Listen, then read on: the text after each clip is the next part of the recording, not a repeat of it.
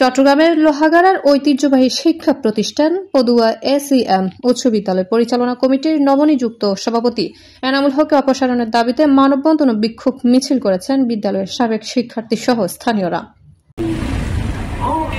বৃহস্পতিবার সকালে উপজেলার পদুয়ায় চট্টগ্রাম কক্সবাজার মহাসড়কে উক্ত বিদ্যালয়ের সামনে এই মানববন্ধন ও বিক্ষোভ মিছিলের আয়োজন করে। মানববন্ধনে বক্তারা বলেন, নবনিযুক্ত সভাপতি এনামুল হক পতিত সরকারের দোসর। তিনি 2018 সালের পর থেকে পতিত সরকারের সাবেক বিভিন্ন এমপিদের সাথে সমন্বয় করে আওয়ামী লীগের রাজনীতির সাথে জড়িত ছিল।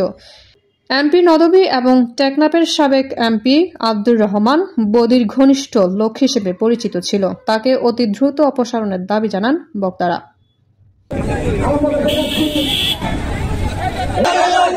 মানব না, অ্যাকশন টু অ্যাকশন।